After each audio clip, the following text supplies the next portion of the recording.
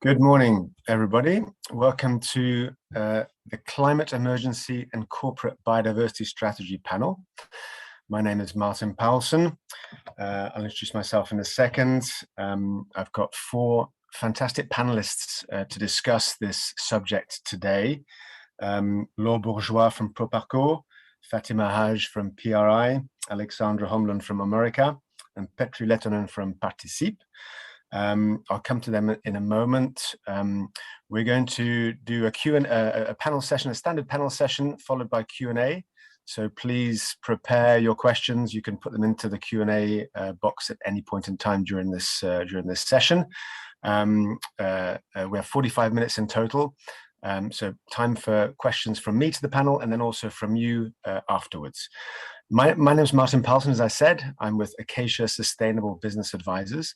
I work in the natural assets space. I provide advisory services through Acacia to fund managers and companies who are operating in sectors like forestry, agriculture, agroforestry, the oceans, and renewable energy. I'm very happy to be invited to chair this panel today. Looking forward to a great discussion. We're going to spend more time on the biodiversity piece than the climate emergency piece. The two are, of course, intrinsically linked. But we've got some great perspectives amongst the panel here. We've got the corporate perspectives, we've got the DFI perspectives, we've got technical expertise. So it's going to be a great discussion. I'm going to ask the panel now to introduce themselves, and then we'll come to the discussion, but it's important you know who is on the panel before we get started. So Alexandra, if I could kindly ask you to introduce yourself first. Thank you. Sure. Hello, everybody. My name is Alexandra Homland, and I'm a Swedish forester.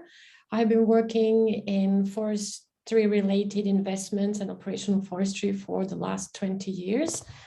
And my experience is largely international, from both Europe and also Asia and Africa, although I've mostly worked with institutional forestry investments in Europe. And I'm very much a hands-on forester with a good understanding of how investments work. And I have often worked with well-known institutional investors, for example, with the Harvard Management Company.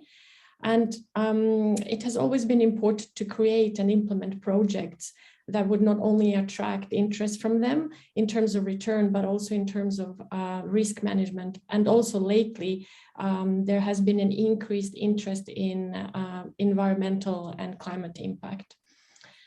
So in recent years, I have started to be interested in carbon forestry to begin with, and this has led me towards biodiversity. And I decided to shift from more traditional forestry investments, which create revenue mostly from wood production, towards carbon and biodiversity investments. And I have come to realize that there are well-established protocols and certifications for creation of climate impact, such as voluntary carbon credits, but there is no such instrument or protocol or certification for specifically biodiversity. So I decided to do something about it, and I started to research on this topic, on innovative financing opportunities for forest biodiversity last autumn. I do this with the Swedish University of Agriculture, and at the same time I also help organizations to invest and manage biodiverse forest carbon projects. I'm also currently chairing a Dutch Panamanian company called Arboreal, which is restoring tropical rainforests in Central America with large-scale biodiverse afforestation. And I have this vision, which is to help create at least a part of the necessary system to enable private finance flows into biodiversity at scale. So for example, I'm currently working on actually making the protocols for biodiversity conservation and restoration for boreal forests. And I'm hoping to be able to launch a pilot this summer with the first biodiversity credit transaction. So I'm really excited to see how it works out. Thank you. Great. Thank you very much, Alexandra. We'll come back to some of the subjects during the conversation. Fatima, let's turn to you now, please, if you could introduce yourself. Okay, thank you. I'm also delighted to be here. So I'm Fatima Haj. I'm here on behalf, actually, of PRI, as my role as the chair of the committee in charge of the ESG integration for securitized products. And why securitized product? Because actually it's specific products you build actually for institutional investors. And ESG, biodiversity, forestry will require some fine-tuning in order to be incorporated into the investment platform. My experience is mainly in the financial market. Actually, I'm not an expert in forestry or biodiversity. I work for S&P and Moody's previously, so I have actually a risk background. And I will give you more a view of how actually those new parameters, those new areas of investments are becoming quite challenging for the investment platform, and how actually we may be able to tackle that. Great, thank you, Fatima. So that's a different perspective, but very important one as well, and we'll unpack that a little bit as well. Laure, it's your turn, please. Yeah, thanks a lot, Martin. Well, I'm Laure Bourgeois. Nice meeting you all and actually seeing some familiar faces. I'm a senior investment officer at Proparco, where I'm responsible for forestry projects and other agribusiness financings. As many of you know, Proparco is the French development finance institution dedicated to financing the private sector in developing and emerging countries in line with the Sustainable Development Goals. Actually, Proparco is quite specific relating to climate, as Proparco is part of the AFD group, which is the French Agency for Development, which was one of the first international development bank to integrate the fight against climate change in its strategy. And we have actually an objective to have 50% of our financings with climate positive co-benefits. And also 100% of our projects being aligned with the Paris Agreement. I've been working for Proparco for almost 10 years now. So I've actually worked on forestry projects on both natural forest in the Congo Basin, on plantation forestry in Latin America, and also agroforestry in Asia. So I'm really happy to be part of the panel and share some experience. Thank you. Great, thank you very much, Laure. And as an ex-DFI myself, I also share this perspective. It's a very interesting one that bridges the public and private spheres, and we'll come back to the role that groups like Proparco play in this story shortly. Petri, last but not least, by any means, a regular participant in these conversations. But for those who don't know you, please introduce yourself. So, good morning, everybody. I'm happy to be in this conference again. So my name is Petri Lehtonen, and I'm originally from Finland, but my working professional life has been mostly international. And now I have about, I guess, something like 35 years experience in forest investments practically all around the world. I have lived in Africa, Southeast Asia, and Latin America. And I have been always working like both with public sector and private sector, and doing lots of due diligence of investments for different funds, companies, and so on, mostly in developing and emerging markets, and actually all kind of forests, all kind of forest-based value chains. Last 2 years, I have been now, like Martin mentioned, this partnership. So I'm part of an expert group based in Brussels, called Forest for the Future Facility, and we are advising the European Commission, the Department of International Partnerships in future forest interventions, and the European Commission has actually been highly prioritizing forest interventions, so it's quite important field. And my job currently is to really look how we could leverage more finance from private sector to sustainable forest-based value chains. So I'm looking forward to our discussion today. Thank you. Okay, thank you very much to all of you. I think I'd like to start, Petri, with you actually, because you've got geographically a very broad coverage and knowledge of the situation. Then I'm going to come to Alexandra afterwards. But could you just get the ball rolling, Petri, with your comments on where you think the investments to stimulate, in a positive sense, biodiversity, where geographically these are, in which value chains are they located, and where can corporates really play a role in boosting and introducing a more putting biodiversity more centrally into investment decisions and into value chains? Where are they located? Where are the most interesting opportunities located, would you say? Okay, this is it's a challenging question. Like I think first thing to mention is that obviously the investment are not really going where they should go. So like we have like investments are going where we have so-called low-hanging fruits, where it's kind of easy to do, but impact is not really where we need most impact. So the kind of, from the biodiversity perspective, actually the investments are needed in the places where deforestation and forest degradation is most severe. So that's mostly in emerging developing countries. We have hubs, especially in Africa, in Latin America, Southeast Asia, which are like most emerging, where there are emerging needs. And unfortunately, most of these investments have been public sector investments, which definitely is not sufficient. So private investments are needed. And interestingly, especially like, let's take like Africa, it's very challenging, but at the same time, we have lots of emerging demands that different value chains based on forests could generate. And there are actually huge opportunities because urbanization, I mean, there is lots of construction going and lots of just basic forest products, they are needed. So I think the kind of interesting opportunities are in these emerging countries. They are big challenges, but nowadays, like, we have more opportunities because there is more interest of public finance to kind of generate leverage private finance. So I see here lots of opportunities combining like value chain investments with biodiversity conservation. Okay, and by the way, I'm going to direct questions to specific panelists, but if other panelists want to jump in on the questions I've asked to someone else, feel free to do so. But that's a good starting place, I think.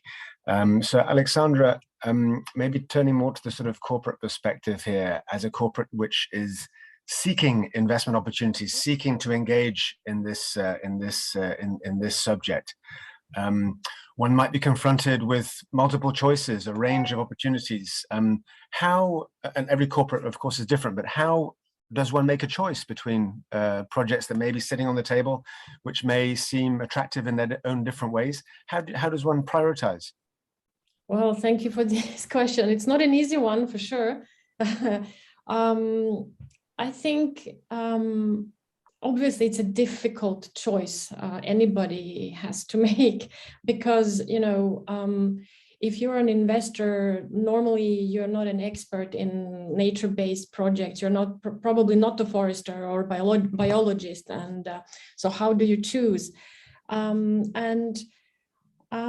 think that it's difficult in terms of biodiversity. I mean, today we have protocols for carbon. We have a voluntary carbon market. We have voluntary carbon protocols for different types of land use, but we don't have similar systems for the biodiversity, and therefore it's difficult for an investor to know. You know, there's nobody checking this project for the specific biodiversity impact.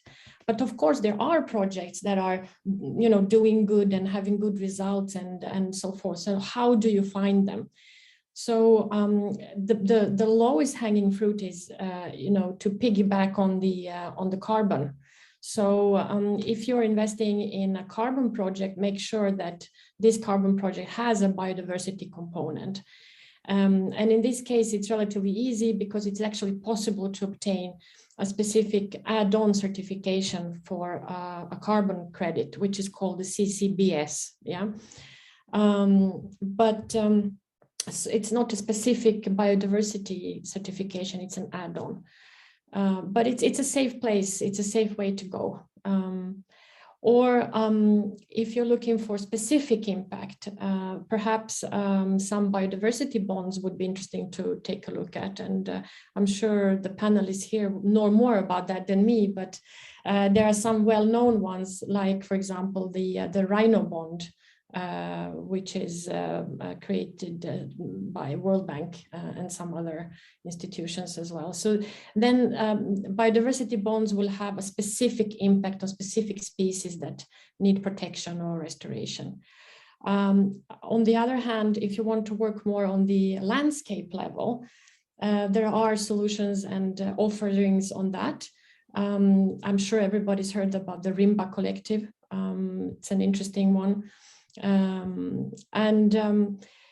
But at the same time, a point I'd like to make is that similarly to project developers in the carbon markets who are underinvested themselves, we have a similar situations for the biodiversity projects. I mean, if nobody is investing in developers of these projects, there will be no credits on the market either. So I think there is a really broad spectrum of the need of investing. I do understand that I'm sure many find it's a difficult and complicated area to be in, but there is no easy solution. You have to get into the nitty-gritty bits of it all before we have a standard or some kind of protocols to look at. Okay, great. So I think it's not surprising, is it really? I mean, the question of carbon is a relatively simple question to think about in terms of how to reduce carbon emissions. Biodiversity is inherently a far more complex subject, but from the comments you've made, there are many organizations who are making progress in helping to introduce ways of measuring, assessing biodiversity, and therefore allowing corporates and others to take decisions about what is a positive and what is a less positive project. I think that's the essence of your comments, isn't it? Yeah, and I mean, we can talk separately on biodiversity measurement. It's a topic separate, but of course, yes, I think you summarized it well. Okay, great. We'll come back to that because there's some interesting things to unpack in there as well. Let's come to Fatima, who has, I think, a very interesting perspective here, and I think if I understand rightly, Fatima, you're working with organizations who one might consider to be somehow mainstream investment platforms who are moving into biodiversity and other non-financial subjects and looking to integrate those into their core processes. So I think it would be interesting to ask you to just tell us a little bit about what how that is being done, what can be expected in terms of getting more mainstream investors to engage in this subject, in particular with an emphasis on biodiversity, but that's of course part of the broader environmental and social spectrum. So what challenges are you facing, and what do you think we can expect as we try to integrate these sorts of considerations and targets into how people think about making investments? Okay, so let me start by actually redefine the topic for the investment platform. The forestry and biodiversity is actually consequences of the key topic the financial institutions are working on, which is actually climate change. So all the regulation is about climate change, and then we are seeing actually since a few years, and we will be seeing that in the following years, within the climate change actually several ways of tackling that, which is reducing your carbon footprint, or actually investing in natural capital to provide more to help the planet. So forestry and biodiversity are actually first the consequences of the first actually topic we need to tackle, which is how we are going to incorporate climate change into our investment process. And you can choose by doing that through actually investing on forestry project or in biodiversity project. And so we are talking about a lot. It's a fancy actually topics for the moment, but it's really difficult to implement that as mainstream instrument into the investment platform. Because let's come back to what Alexandra was saying, there's no real definition of forestry and less of biodiversity. What do you mean exactly by biodiversity? How you are going to capture that? So, and you will have bespoke actually assessment, meaning depending of the type of the projects you will be investing in. So you won't have the ability to compare, which is key when you are an investor and which is key when you are a PM, because you need actually to benchmark to understand, are you going actually to add a trading gain in your portfolio, is going to be crystallized as a loss. So you need a kind of ability to compare, and for the moment is not the case. So you need to find an approach, and the approach when you are not able to compare is to actually start with the common denominator. So here we are building, so you see, building step by step the definition. So I'm coming back, no real definition or no standardized definition of what biodiversity means. And it's normal because it's a multidimensional topic and we need to work on it. The second aspect is actually the quantitative part. Is everybody's talking about it, it's the data. How actually you are going to track that, because reporting was actually in the past or until lately done on a voluntary basis. Now they are becoming actually something mandatory.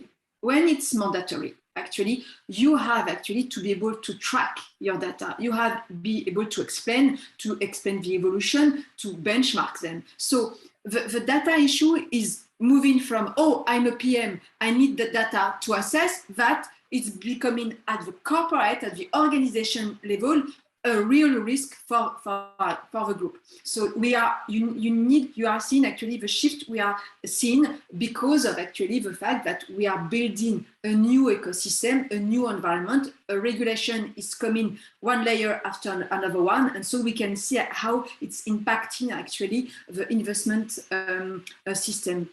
So what I'm seeing I think it's really good that we are having this type of conference. We had the last one in November. It was a very interesting topic with people as expert as we have in this panel, really expert in forestry, in biodiversity, which is exactly what we need. But we need also actually to have a dialogue with people coming from the investment platform, like me, not expert of this topic, but actually expert of how actually we can assess the risk and incorporate that into the portfolio. We need to have more platform like that, more engagement with the market in order to build that narrative, but to build that ecosystem that in reality, I mean, the financial ecosystem does not exist yet. Okay, that was a very helpful clarification. Thank you. I'm going to ask Laura now to come in and just look at this from a slightly different angle, Laura, if you will. One of the challenges that we're all trying to face, in addition to the complexity that's been discussed by Fatima and Alexandra, as in terms of what biodiversity actually is and how to measure it, is how to simply make sure that the amount of investment coming in the right way, and I think that's one of Proparco's core roles here, is to make sure that the right kind of finance is coming into the right sort of projects. How are you, or what work is Proparco doing to specifically catalyze more money from the private sector alongside public or quasi-public sources of finance, which groups like Proparco have? Laura, could you speak about that a little bit, please? Yeah, sure. Thank you. So just to give a bit of context of the role of a DFI. So basically, development banks, as Proparco, financing the private sector, have a double mandate. One is actually to finance companies that have important impacts on social aspects, environmental aspects, climate and biodiversity, and also finance sustainably, like financially sustainable companies to make sure they would actually then keep bringing these impacts along the way. And I think development banks have actually a really important role to play in the type of projects that are quite risky, such as forestry and biodiversity projects. And development banks would actually fill the gap, so bring financing where the local and regional financial market would actually still not be able or not be willing to support these projects for different reasons. So one is, like, as my colleagues were saying, so these are risky projects on different aspects. So they can bear climate risk, regulatory risk, market risk, reputation risk, but also these projects need really long-term partners, because if they actually do the right things on the environmental and social perspective, it's actually, on the short term, it's actually more of a cost for them. But on the long term, it would actually bring a lot of value and reduce these risks. So development banks would bring, as I was saying, long-term financing and be long-term partners. So for corporates, we can actually bring loan maturities up to 10 years with grace period on the capital that would help the company develop and not have too much of a financial burden at the beginning. We can also bring subordinated instruments, so riskier tranches that would help then other financial partners to come into less risky tranches. And we actually also intervene in complex geographies. And as Petri was saying, like, a lot of funding is actually needed in developing and emerging countries. And that's where biodiversity loss is at its highest. So development banks would, I could say, be kind of an anchor financier, can be one of the first ones to step in and would do really detailed environmental and social due diligences, including biodiversity. And this assessment will help the company see how far the company is from the highest standards. And we would help them develop an action plan over, like, maybe the first 3 to 5 years of the financing to help them improve on these aspects. But something really important is that we are not inventing anything. Like, these companies are already involved in these aspects and really willing to take it further. And we are helping them with, well, some financing, but also extra financing tools, which can be technical assistance on specific aspects where we would mandate external consultant to help the company improve on specific topics, but also some financial incentive. For instance, give them a financial incentive when they reach certain impact and biodiversity objectives along the way. So the development banks, as I was saying, would be these actors that actually step in first where not so many people actually want to go.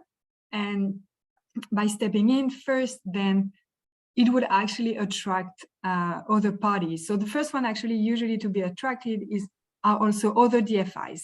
We work a lot together. I'd say at Proparco, 50% of our financings are actually co-financings with other development banks, but we also work with commercial banks. We also are able to bring European Union financing, to actually bring the Green Climate Fund in as well for more subsidized financings. And then in a second steps, more commercial banks are actually coming in. And that's when the role of the DFI is actually then to move to new projects where our financing are really needed and we can bring this extra expertise and specific financing. Okay, that's great. And in addition, I think as a guarantor of environmental quality, the development banks play an important role, don't they? Yes, sure, exactly. And it's actually, well, some of the company actually come to us and ask really, well, they say, we don't really have the loan we are looking for on the market, but mostly we want you to work with us on the environmental and social side, because we bring it our internal expert. We also bring the expertise from our mother company, AFD, which is actually really knowledgeable in forestry and biodiversity.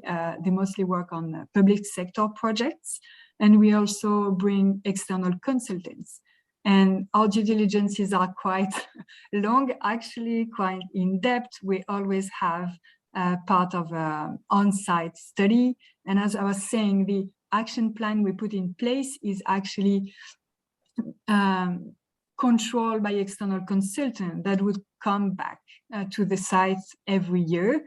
And we have a report, and we work with the companies to help them implement it, because we know there will be difficulties along the way on different perspectives, and we cannot control everything. And on, for instance, forestry project, you can have a sanitary situation coming along the way that would make us have the action plan evolve along the time and work with the company to find a suitable way to overcome these issues and be more resilient in the future.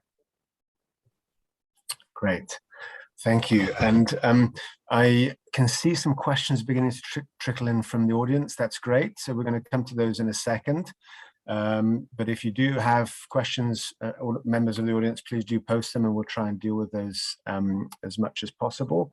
I want to follow up on the question on what you just said with Petri, if I may. Petri, you talked about where the projects are, I think, and significantly they're in developing world countries where the need is most acute.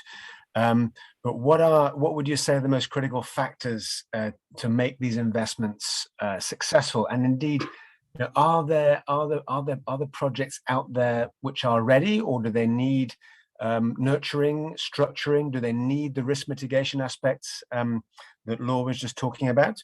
Perhaps you can just give us your perspective on that, please. Hey, I mean, you kind of nailed what's the key problem here. Like we have lots of money, we have lots of pledges. I mean, we have kind of established funds, corporates ready to invest. But on the other hand, when we are in these, let's say, in these developing, emerging markets, we have quite limited deal flow. So we don't necessarily have the project ready that could be financed. So I would say that there are at least three critical factors. Mostly there are more. But first would be is maybe the integration to value chains. That if we think just investing in biodiversity conservation and maybe carbon, I think it's important that in the long term, in the landscapes, that somehow it's integrated into a value chain, which can then also generate long-term revenues. We probably need various revenue streams. So that's one thing. That's a typical problem in many restoration projects, that it's not integrated into value chains. The other problem is the scale. And that's something that it's a very depending on these local conditions, organizations, let's say if it's smallholders, with smallholders organizations, maybe it's about financial intermediaries who will be able to, you know, be kind of interlocutors of the financing. And maybe the third point is somehow related to the scale. It's about partnerships. I think something that Laura was talking about, even Proparco is partnering with other financial institutions. So actually it's always a package where you have several financiers. And then important part is here partnering with public sector, because public sector can then do their task. There will be short-term needs that actually is the kind of role of public sector to support. And I think all it comes to a bottom line where we can locally kind of create bankable projects. I hope this gives a kind of view. Thank you. Yeah, that's great. Thank you, Petri. And there are some comments coming in the chat here. I'm not always sure who they've come from, but I want to turn back to Alexandra, because I think the thing we didn't talk about, or the first part of your comments, Alexandra, were about how to select the right kind of project. But if we can also just turn to how we measure biodiversity impacts. You've mentioned in your early comments, you mentioned a few standards and a few approaches that are being developed. but in particular, in relation to any connections that you see to the carbon markets, what is the pathway forward that you see for getting to the point where it becomes, and of course the diversity, inherent diversity, I think is fundamentally different to carbon markets. That's clear, geographically, project-wise, etc. So there's always going to be more diversity. But what is the pathway that you see as we move forward in terms of getting towards a means of really comparing biodiversity impact of projects against each other, and being able to do that either from the perspective of a regulatory system or possibly from a voluntary system? Perhaps you could just talk about that a little bit. It would be very interesting. Yeah, sure. Thank you. I think this is a central question. How do we assess quality of a project and its impact? It's a really central question. And it's really complicated when it comes to biodiversity. Compared to carbon is easy because you have 1 ton of carbon, and as a forester, you know how to measure trees, and you can calculate the growth of the tree, and you can project how much carbon for different, it's easy. But when you come to biodiversity, we don't have 1 ton of biodiversity.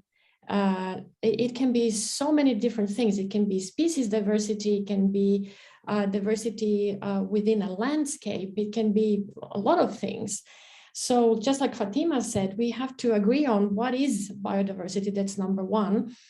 And a comment on this is that I believe that what I see in the world today is that we are probably moving more towards the landscape view on biodiversity, although we do work a lot with species-specific projects. But I think that we're kind of moving more towards the landscape models.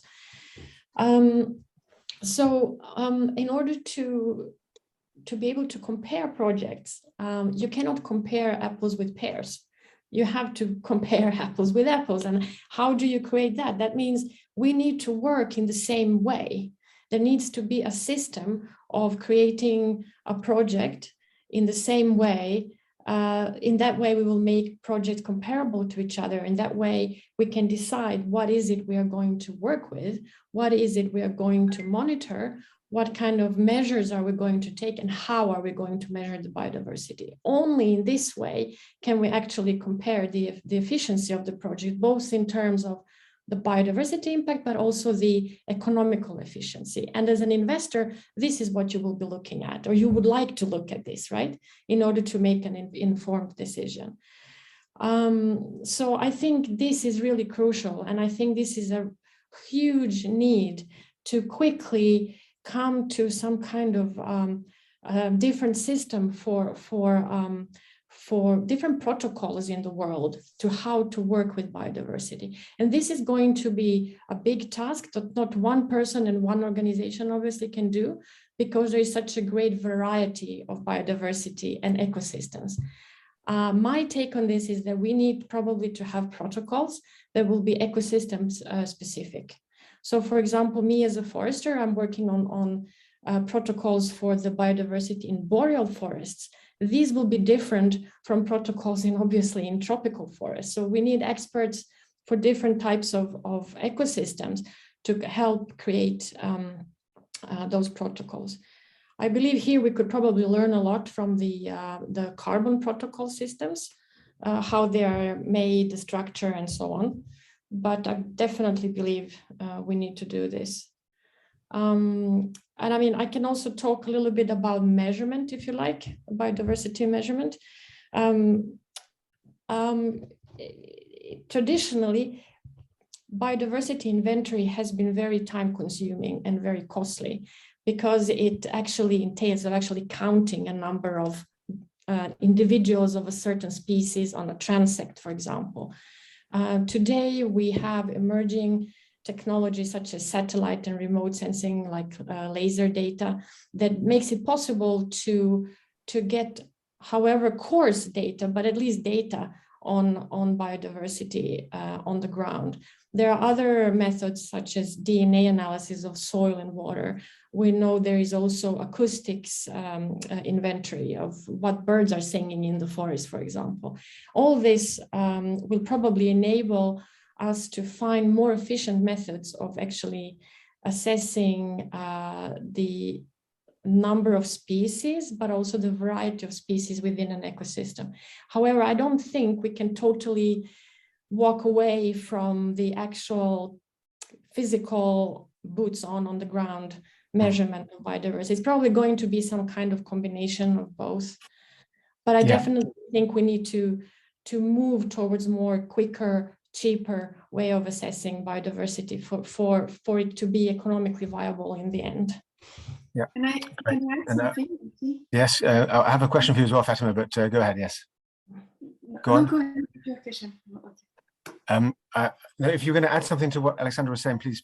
I want just to elaborate on what Alexandra was saying. Is actually I'm completely aligned with her. Nevertheless, I think we can't. The planet can't wait, and so we can't wait. Actually,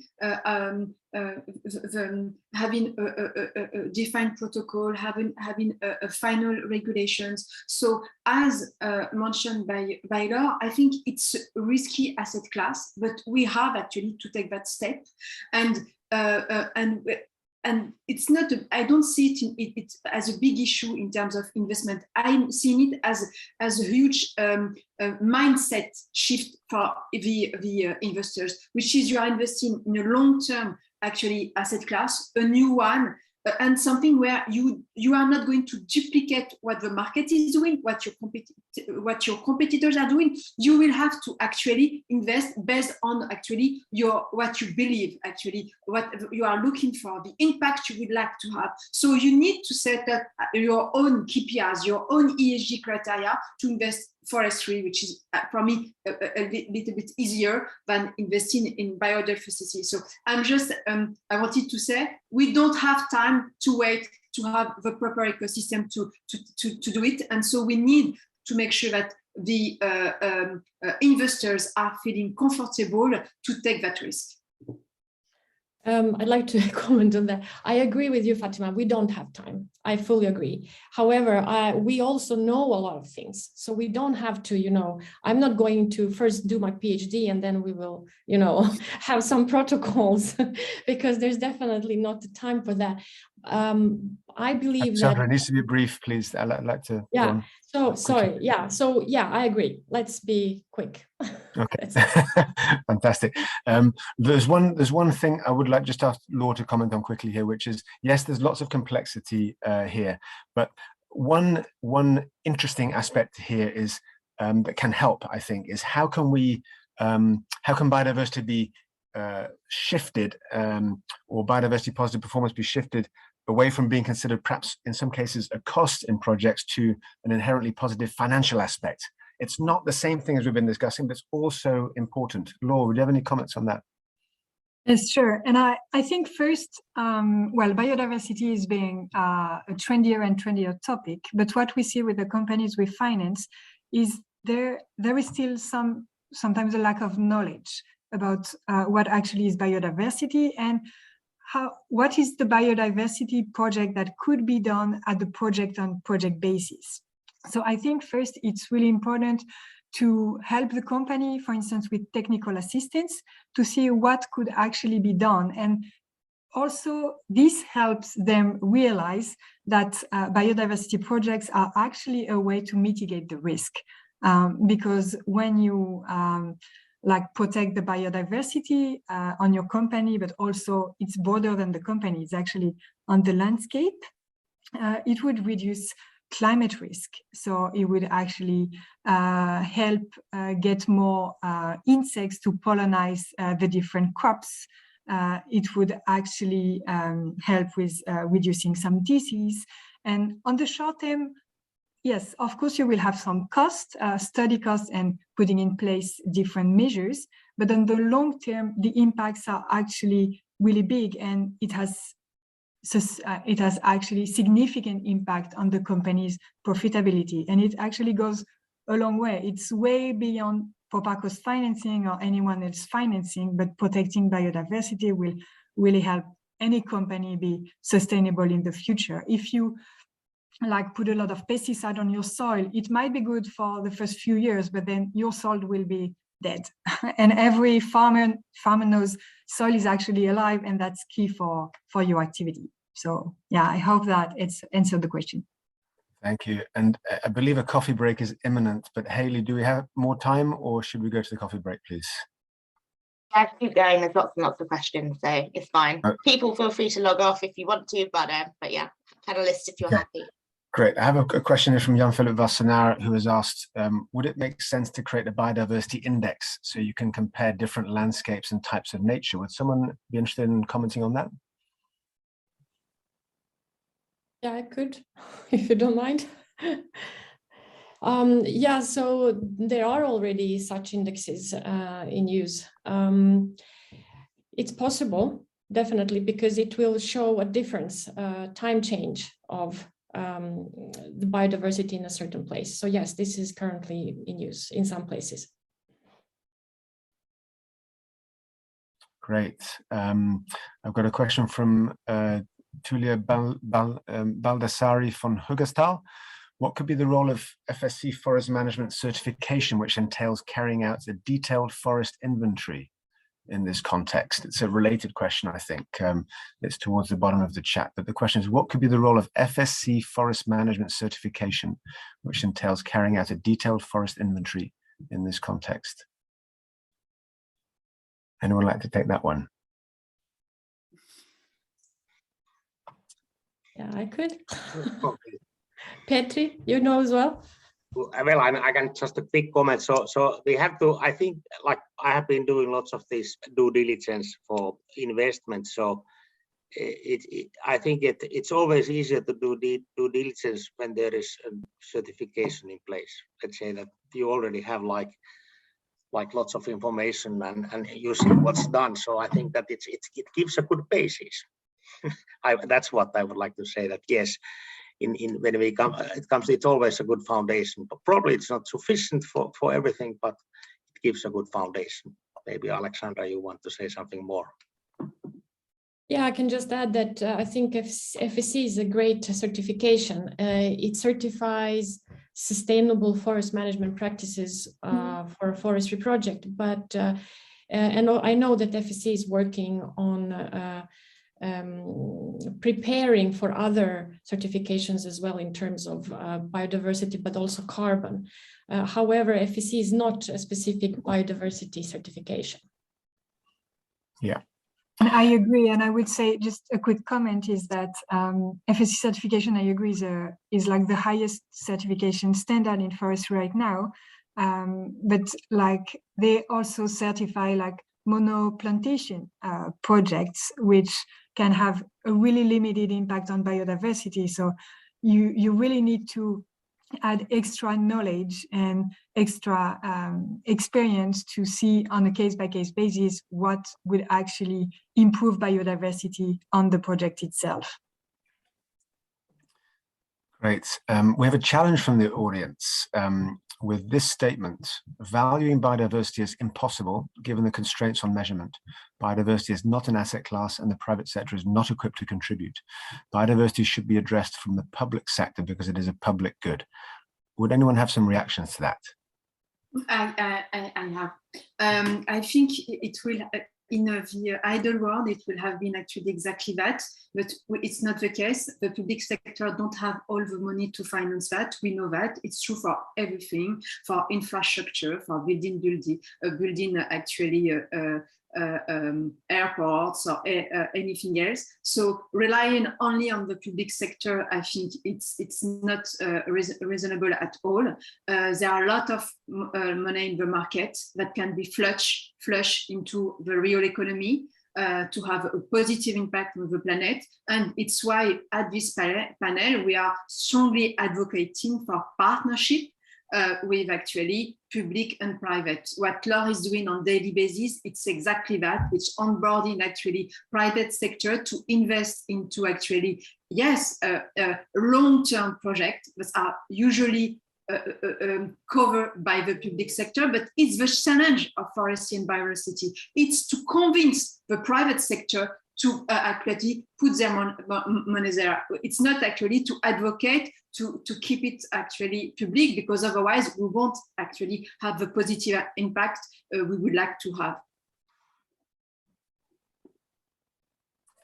Thank you, Fatima. Anybody else want to go into that one? Maybe if I can make just a short comment.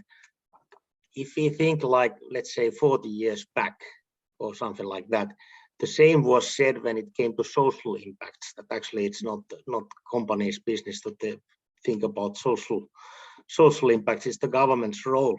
Now I think nobody would say that. It's actually part of the corporate social responsibility and actually part of the corporate strategies. So I think it's a little bit similar phenomena here, that of course I think it's everybody's responsibility. I agree, and we need everyone mobilized. And as we were saying in the panel, it's we should move quick and now. So let's like support all initiatives, public and private. And I think we actually work well together. Yeah. Great. I think we should slowly wrap up. There are some great questions coming, also some comments in the chat. So we're not ignoring some things that do seem to be more like comments, but there is one question which may be a good way of wrapping up the conversation here. And then I'll maybe just ask the panelists to make a very quick sort of closing comment based on the discussion we've had here. And I'm seeing that we've got 6 minutes until the next session. So if people want to make their coffees while we keep speaking, you're very welcome to do that. There is, as you know, in this conference, no coffee on offer from the organizers, unfortunately, but that's the way the virtual conferences are. So we've got 6 minutes. We've got 6 minutes left now. Here's a comment from Annika Kaupinen, who says that she agrees with the view that the time to act is now. But any views on how we really speed up the route to implementation of projects? So this is about the urgency question, which I think we all kind of understand, and that comes back to the climate emergency title of this panel, which we have had in the background here, but now we bring it to the foreground. How can we really speed up the route to implementation of projects? Development bank financing is an amazing foundation, but it can take time. Any comments on this one? Maybe a comment on this question. Thanks a lot. I think one of the ways to speed up the process is to develop kind of a standardized product. So that's what DFIs are doing right now, and with the European Commission as well, is to develop standardized product with involving most of the DFI that could then be implemented in a lot of different companies with a standardized way. And I think working on a case-by-case basis is really helpful, but as you are saying, it takes time. But if we team up, we can actually help it go faster. But I still think it still takes some time. We don't have the solution to actually improve things right now, and Other thoughts on this? The urgency question: how to speed things up? I mean, projects don't just materialize from nothing. They do take time, and they need, and I think that is one of the things that the development banks and others contribute through technical assistance facilities. It does take time to develop something which is of sufficient quality to make capital flow into the project. We can't escape from the need for time to prepare things. That is true. Okay, I have a question here. It's been asked a couple of times, so I would like to go to it now. Francois de Cullen has asked, looking at the decreasing biosphere, should we move towards a kind of biosphere credits, including a quantity of biomass created together with an indicator of the diversity of this created biomass? It's a reasonably complex question, but I'll repeat it just to make sure I also get it. Should we move towards a kind of biosphere credits, including a quantity of biomass created together with an indicator of the diversity of this created biomass? Anybody like to talk about, react to that one? I think it's a good proposal. Why not? We are building that ecosystem from scratch, so why not actually, as Alexandra said, duplicating what has been done for the carbon credit market, for instance. So yes, I think we will be seeing a lot of tools coming, indexes, protocols, definition, taxonomy. We will see actually a lot of regulatory and financial tools coming to the market in the following months and years. So yes, why not? Okay, thank you, Fatima. Another question here, and then I'll come to the wrapping up phase that I just mentioned from Renee Chettle. I sense that really preserving biodiversity takes a deep understanding of ecosystems and knock-on effects that they have when disturbed. Do we feel that we have fully understood ecosystem and ecosystem thinking? I can try. Yes, please. I think, yeah. Well, this is so difficult. I think this question reflects how difficult a subject we are talking about here. And I mean, I would say both yes and no. I think we know today much more than we did before, but still there's a lot to learn. And I think that's the truth. Yeah, the sophistication of the challenge. We will never have perfect knowledge, but I think we can construct. We have to run at this stage as we do. Yeah. Yeah. Let me do it around the table and just ask you in 30 seconds each. And there's lots of good questions still coming in. So I think this, I just want to say to the panelists, well done for a great discussion. I think you've really stimulated some thinking here, and so fantastic job on your part. But let me just ask each of you, and maybe I'll start with Petri, just to, based on the discussion we've had, any closing comments that you'd like to make at this point? Well, maybe my comment is that, okay, there is discussion now that the biodiversity should be an asset class. Yes, maybe a standalone asset class, but I think that actually I'm kind of repeating what Laure said.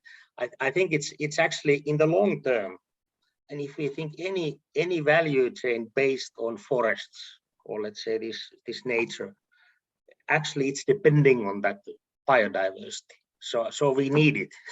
We need the biodiversity. So of course it's reducing the long-term future risks that we already know, and maybe it's very difficult to measure. So I would say that nails it. That we just have to take it into account.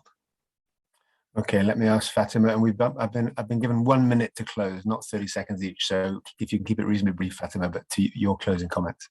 Yeah, I will be quick. Is actually don't wait for the perfect ecosystem and start investing now by building your own criteria and being transparent. Great. Alexandra. I think that what I want to send away is that let's work together. Let's cooperate. There's so much work to be done. Thank you. That was very succinct. And Laure, as a catalyzer, what would your final comments here be?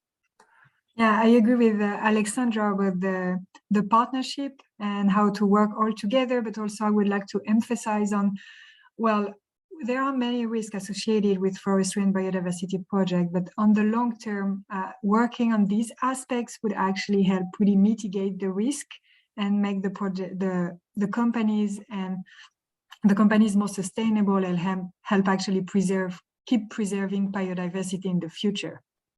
So let's not stop looking at this project because it's quite complicated, but let's just deep dive into it.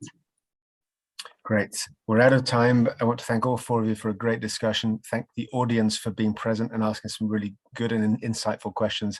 Hope this has given you some good food for thought, and look forward to the remainder of today's events. We'll sign off there and over to you, Hayley. Thank you all very much.